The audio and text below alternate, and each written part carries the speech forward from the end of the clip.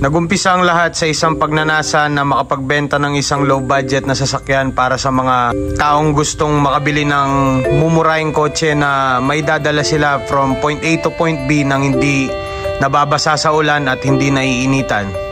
Ngunit hindi na kayang makipagsabayan ng konsensya ko sa konsensya nilang magbenta ng mga sasakyan na maraming tinatagong sira. Kaya nagpasya ako na gamitin na lang yung sasakyan sa isang pangarap na gusto kong matupad. Talagang tumatak sa isip ko, bago ka magpakasal, kailangan magbuo ka muna ng race car. Solid. Para lang sa'yo, bumili ako ng 2 Sentra. Mabuo ka lang, buisit ka. Okay, Tudor. Let's go!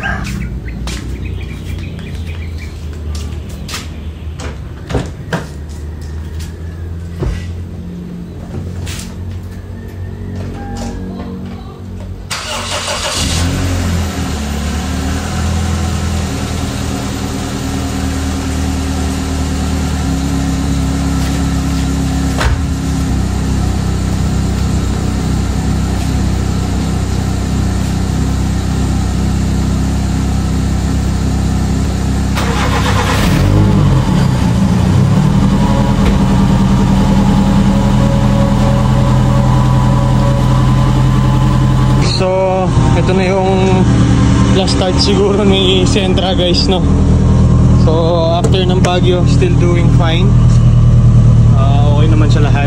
So ayan, guys, papasok natin to doon para dito natin siya trabahuin. Okay, re-arrange lang ako, guys. Let's go.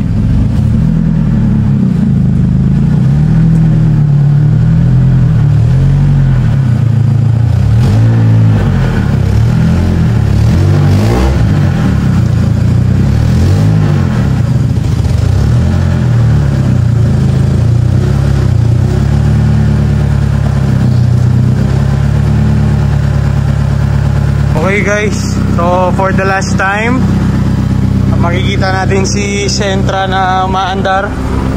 So ayan siya. Mahisip pa to, guys.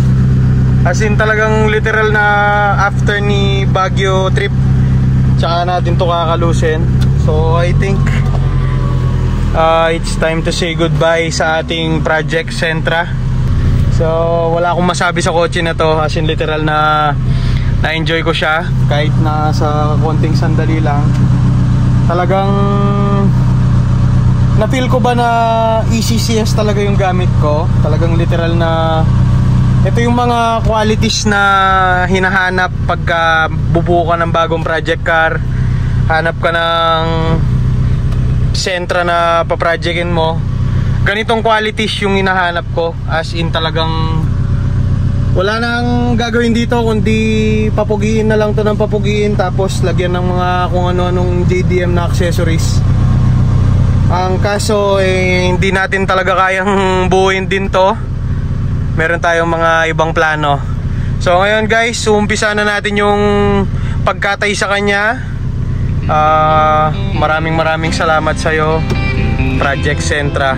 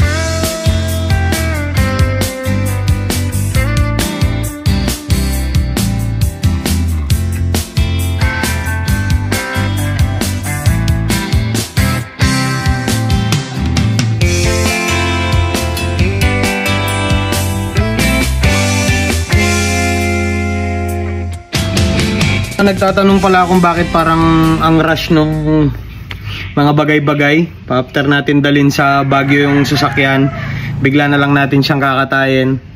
So actually matagal na pong naka-down payment yung katawan ni Project Sentra natin. Tinignan na siya dito. Gagawin niyang donor shell naman yung shell ni Project Sentra. So meron siyang mga sentra na nilatero daw, tapos tinarantado daw ng mga naglalatero, kaya imbes na paulit niya ng paulit yung paglalatero dun sa sentra niya, nakita niyang nakapost yung sasakyan na to 4 parts out nga sa online, and then ayun na, sabi niya papasyalan niya. Hindi pala, actually ako yung unang pumasyal sa kanya doon, gamit-gamit ko yung sasakyan, kasama ko si Sir Chuk. And nung nakita niya yung kotse, sinilip niya yung mga gusto niya silipin. And sabi niya, pupuntahan kita some other time para mapag-usapan yung mga bagay-bagay. And to cut the long story short nga, pumunta siya, and after niyang pumunta at nag-down payment dito sa sasakyan, sabi niya babalikan ko next Sunday. So today is Sunday, buo pa rin yung sasakyan. We love procrastination, guys. After niya ma-down payment yung sasakyan, doon ko na ginawa yung pagme-makeover ng mabilisan lang dito sa kotse. Kasi guys, wala naman talagang kailangan gawin yung sasakyan. Di ba nga sabi ko sa inyo, dapat pang buy and sell natin yung sasakyan na to. Pero hindi ko na kaya magbenta ng sasakyan na ganito. Kasi buy and sell is all about pagpili ng sasakyan. Para yung laro, guys, na individual na tao ka, tapos hanap ka ng sasakyan, hanap ka ng magugoyo mo, in short. Tapos yung tipong hindi niya alam yung kotse niya, tapos babaratin mo for a profit. So hindi ko kayang magbenta ng sasakyan na alam kong hindi ko siya kakilala all throughout. Yung tipong pagka nagka-problema yung buyer, ang isasagot ko mala easy garage na assist worries. Ayoko nang ganun kasi hindi tama yung ganun. So buy and sell is all about choosing right cars. So dahil nga for profit yung pinag-uusapan, ang dali-dali ko lang ibenta to sana. Actually may mga nagchat-chat sa akin kung hindi ko daw ba binibenta ng buo. Pwede kong ibenta ng buo to, guys, kikita ako. Jackpot ako sa sasakyan na to, promise. Talagang wala na akong mabigat na ginawa dito sa sasakyan. Pero I choose to wait for the proper timing. Mas pipiliin ko yung gusto ko. Hindi baling kikita lang ako ng 2,000. Basta yung sasakyan na ibebenta ko dun sa susunod na makakabili, magkakaproblema siya. Oo, segunda mano yan pero hindi yung point na pag tinanong ka na, oh sir, sabi niya kakabili lang namin, ba't ganito, ba't ganyan, tapos isasagot mo assist worries. Ayoko nang ganun. So labas ako dun sa ganun na tira. Meron akong gustong i-shoutout na isang content creator din. So kilala to, si Doc Chris kung tawagin, si Easyworks Garage. Babuy and sell na siya ng mga medyo modelong sasakyan, Montero, Mirage, Accent, Starex, whatever. So merong nag-comment dun sa isang post niya. Sabi niya, Doc, wala po bang for sale na 90s na kotse? And sobrang natuwa ako dun sa sinabi niya, na nireply niya. Sabi niya, mahirap pong magbenta ng 90s na sasakyan. Minsan po kasi malaki pa yung inaabot nung pag-aayos nung kotse kesa sa value ng sasakyan. So hindi po ako nagbebenta basta sabi niya, ganun yung thought. Sabi niya ayaw niya magbenta ng 90s na kotse kasi malaki pa yung inaabot ng pagpapaayos kesa sa value mismo ng sasakyan. So nakakatuwa lang kasi merong ganung mindset si Doc Chris. So shoutout Easyworks Garage. So sana makapasyal ako dyan minsan. Okay, bali ngayon tama na yung keme-keme. Nasulit na natin ng gusto yung sasakyan. Dinala na natin siya ng Baguio to prove na yung pagbabuy and sell is all about pagpili, paghahanap, yung tipong pagalingan sa tawaran, pagalingan sa panggogoyo ng mga taong hindi nakakaalam sa kotse. So me myself, alam ko naman na mura ko lang nabili yung sasakyan na to. So nakakalungkot yung, doon ako na-guilty doon sa last na sighting ni sir doon sa sasakyan na to. Kasi sabi niya for 10 years ginamit niya yung sasakyan, and binenta niya yung sasakyan kasi nga ayaw niya nang mapabayaan yung kotse, wala na siyang pang-maintain kasi nga natanggalan na siya ng regular na trabaho. So nung paalis ako dun sa lugar niya, nadala ko na yung kotse. Alam kong nabili ko siya ng mura for 27,000. Meron akong ganitong kotse na ready pang Baguio. So nabili natin siya ng mura, and nakaka-guilty naman kung i-flip ko yung sasakyan sa mukha niya, yung tipong makikita niya ulit sa marketplace yung kotse tapos pinagkakitaan ko na. Well, I chose to do the right thing, yung katayin na lang yung sasakyan for better reasons. May paggagamitan tayo ng mga piyesa nito. So tama na yung keme-keme guys, umpisa na natin yung pagkakatay dito sa kotse. So once again, salamat kay Project Sentra. Nag-enjoy ako ng solid sa'yo. Hindi ko expect na meron pa palang ganitong ECCS na makikita. Tipong yung mga sira due to mga mekanikong hindi natin katulad, like yung sa electrical nga. So ginawa yan kasi yung gumawa dito sa kotse na to, hindi niya naman naintindihan ng maayos yung mga sasakyan, mga Nissan Sentra na ECCS. So rest of the car, talagang wear and tear lang yung mga sira. Hindi ko expect na meron pa akong magkitang ganitong Nissan Sentra on that price. So, talagang bumababa naman yung resale value nila, pero jackpot tayo dito sa kotse na to. And kesa sa pagkakitaan ko lang ng ako lang yung sasakyan, katayin na lang yung sasakyan para may makinabang sa mga sariwang piyesa ng kotse na to. So yon guys, salamat ulit Nissan Sentra sa kang malupit na kotse. Merong kotseng magpapasalamat sa'yo pagka natapos na yung mga binabalak-balak natin. O, konti na lang guys. Let's go!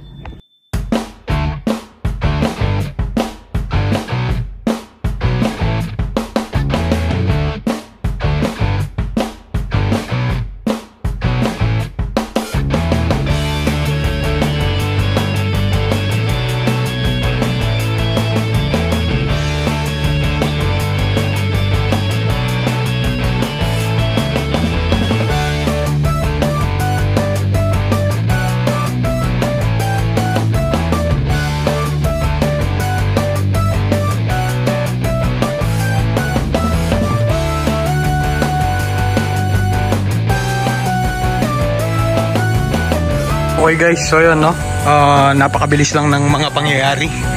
So after natin sa Baguio, biglang kakatayin na natin siya. Di ba maporma yun guys. So continue lang tayo sa pagpaklas nitong mga gamit-gamit dito sa Sentra. So dito naman tayo sa side na to guys. Busin lang natin to ng mabilis. Let's go!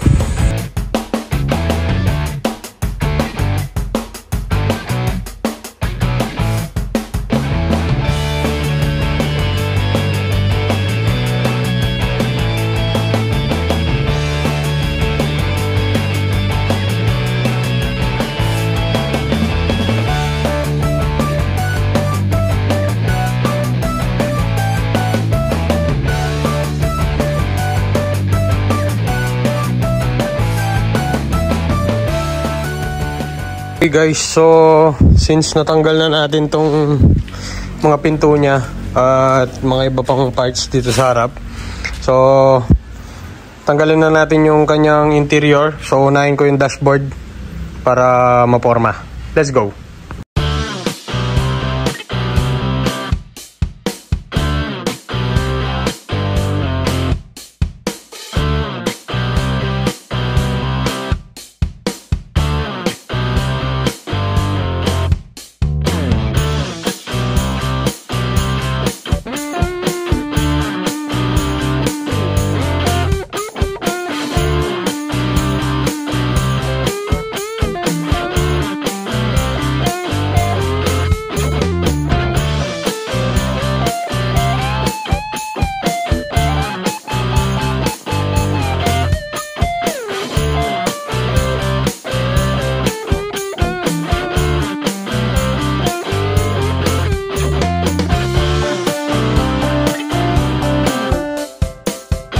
So, I forget. Nakasaksak pa pala yung battery niya, no? So, kakalasin ko na yung wiring harness niya sana. Ang kaso, naalala ko, di ko pala tinanggal yung battery. So, bago natin talaga patayin yung sasakyan na to, bigyan muna natin siya ng one last start. So, hanapin ko lang yung susi. Right. So, ito na yung kanyang susi, guys, no? Andar pa to. You know. Hey! So, one last start before natin siya pagkakalasin. So, yan, no? She's still running. Maya-maya wala na yan. Alright. Last rev. Alright. Patayin na natin. Enough na yan. So ngayon, pagbababaklasin na natin yung mga wiring harness niya. So I will be trying to save as much as I can dito sa kanyang wiring harness. Gusto ko lumabas to ng buo, kagaya nitong dito sa Nissan Sentra natin na Lek. So gusto ko ganyan, yung mga walang putol-putol. Ayan o. So ito guys, for sale ito para sa mga GA13 yun na Sentra. Walang putol yan. Isasalpak mo lang yan and mag-automatic na yung mga fan mo and all. So isang buong harness yan pang G13 na carb. So kagaya ng ginawa natin doon, gagayain ko lang dito. Babaklasin ko to ng buo, as in buo. Gusto ko walang putol. Okay, let's go.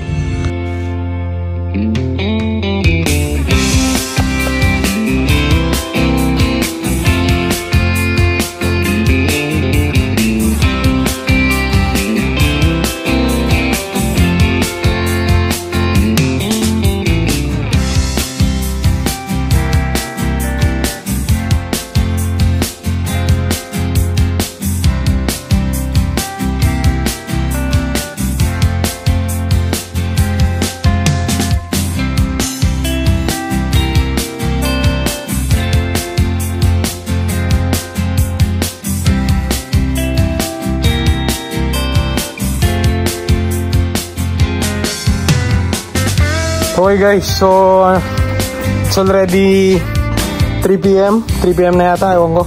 So nagpatulong na ako sa ating malupit na manpower guys. Boss Chuk, magilaw ka muna Boss Chuk.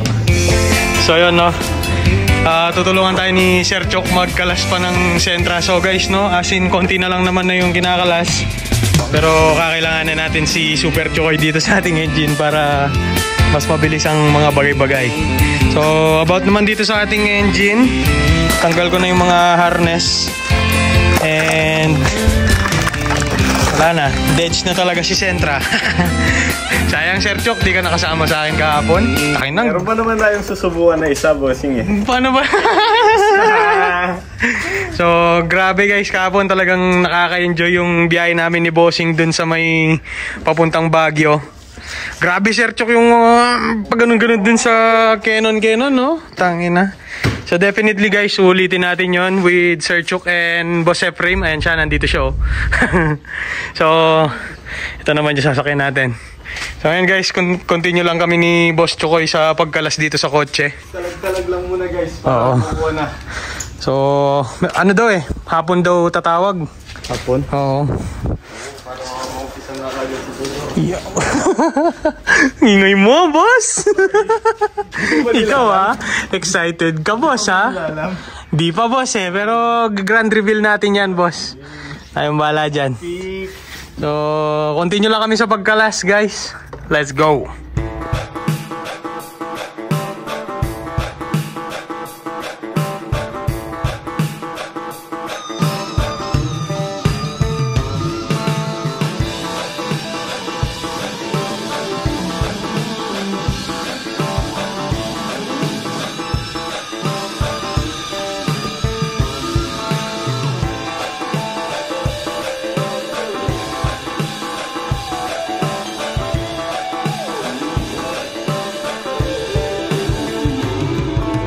So continuous pa rin yung pagkalas. So nabaklas ko na yung headers. Ayun siya guys.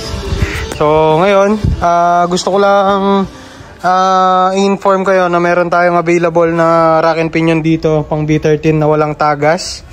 So sa mga may kailangan ng conversion kit, pwedeng mas maganda kung conversion kit yung ibebenta ko sa mga naka-LEC, ad resort, sa mga naka-EX Saloon. Hindi pala, mga LEC lang. LEC, ad resort, pwede itong mga conversion kit na to. Basta B13 body, dali itong conversion kit na to. So ibebenta ko to ng isang buo. So sa mga may kailangan ng power steering kit, ayun yung number ko guys. So tawagan nyo lang ako.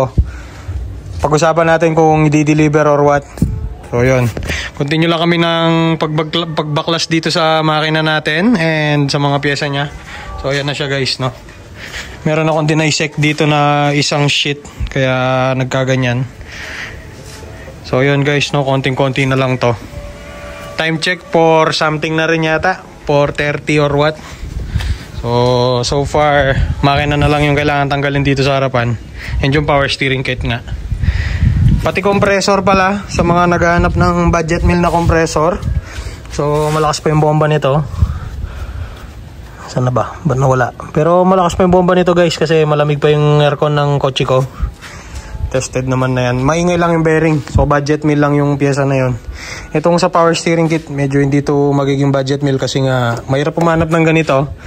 Yung conversion kit na binaklas talaga ng buo sa isang kotse. So sa mga may kailangan nito, ibibigay ko to, pati yung steering pump, yung mga tornilyo, lahat bibigay ko po para isang salpak sa mga sasakyan nyo. Okay, let's go.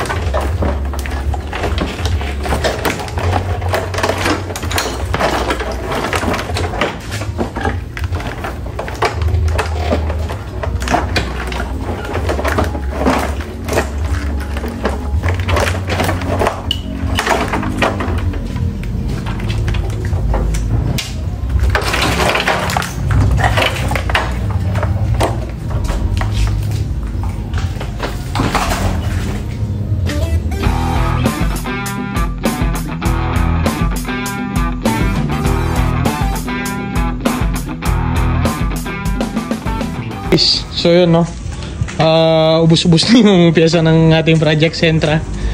Sir Chok, ano nang ginagawa mo dyan? Ito, bagot. Super bagot ka lang na super bagot. Sa isang iglap na wala si Project Sentra. Parang ginagwag you guys. Ayun, no, tingin nga ako nyan boy. Yun, no, walang putol yan guys. Kaya lang ito mukhang hindi natin magagamit to, kasi meron akong kailangan i-dissect dito guys. Meron akong mga mission na kailangan to pa rin. So yun yung mga harness ni Project Sentra. So Sir Chuk, wala na tayong ibang gagawin kundi yung makina na lang. Sir Chuk, paano ba natin to babanatan? Pabayaan. Oh, last na lang tong engine nya. Then sapik-sapik na. Sapik-sapik. Alright. Let's go. Alright, so guys, napakita ko lang pala sa inyo yung belt ni Project Sentra. 3PK na lang nung papunta ako ng Baguio. So ito yung kinain ng ano, kaya lang tinamad na akong palitan. Mabot naman. Ayos lang, Sir Chok, no? Hindi naman naputol guys. Hindi naman naputol. So yun, no? Ito na yung project namin ngayon. Bababa namin yung engine. Isang mabilisang pagbaba lang ng engine to. Engine. Alright, let's go. Okay, lights.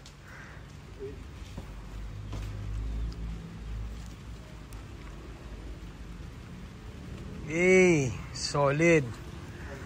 Napakaangas. So guys, no, medyo kumain lang kami ng konti ni Sir Chok. So basic na lang naman kasi tong makina na to. So isang mabilisan lang, ibababa natin to ngayon guys. Let's go.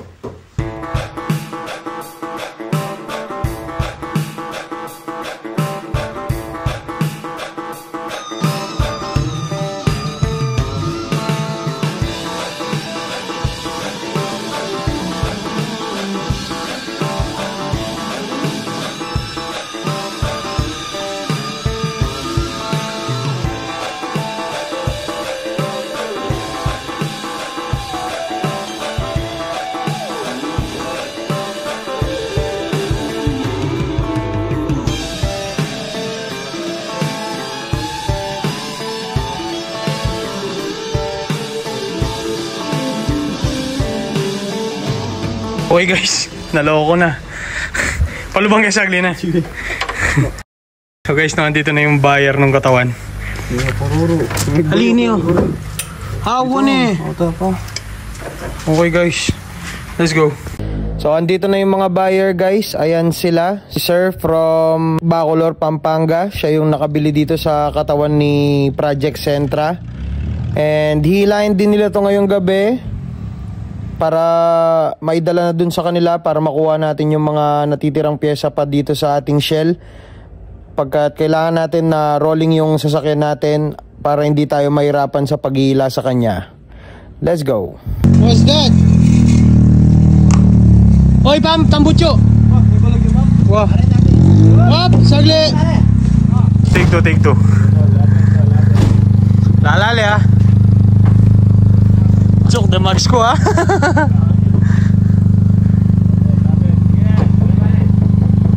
Okay guys, so kinukuha na yung shell no. Ay, bumper pa pala gulot ko ina. Pamo, last. Pamo. Take three.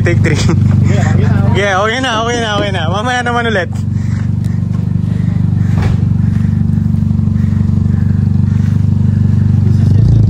Oh.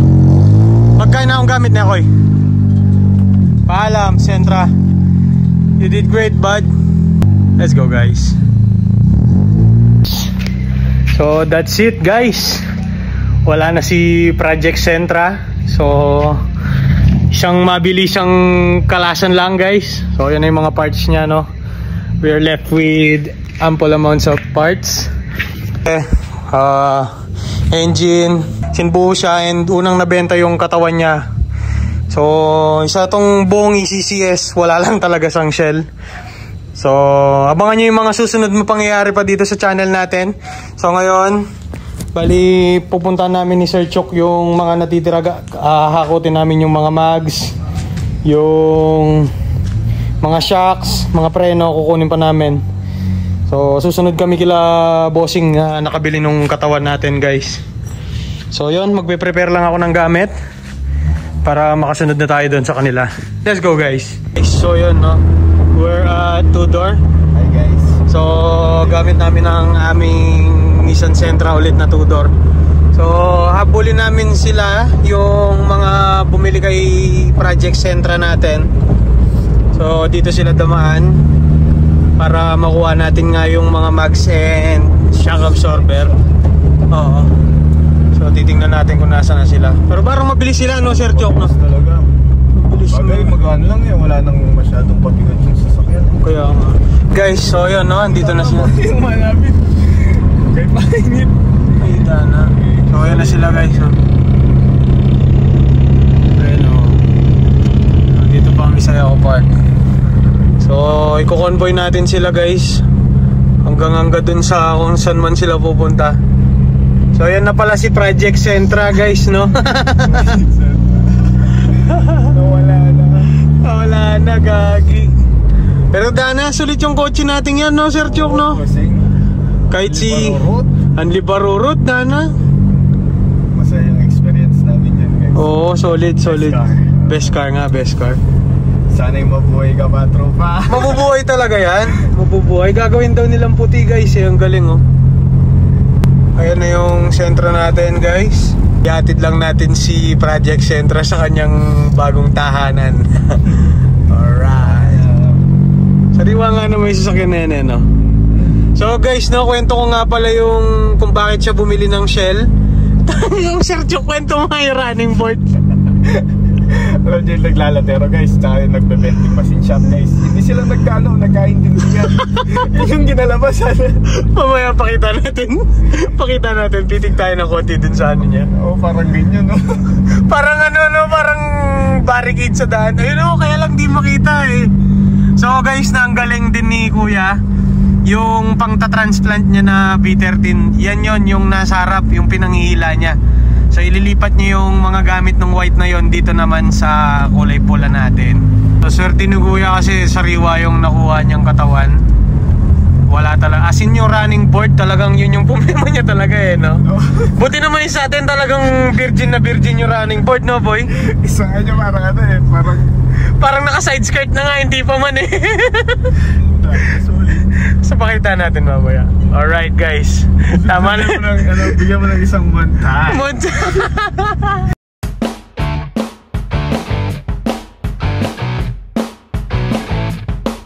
Guys, ayun yung running board oh.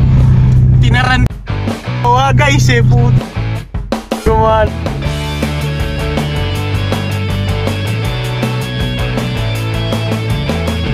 So andito na kami, no. Hindi na ako ganong magbibideo, asikasuhin ko na lang mga kailangan kong asikasuhin. So yun, let's go Sir Chok. Let's go guys. Let's go. Tapusin na natin to. Alright.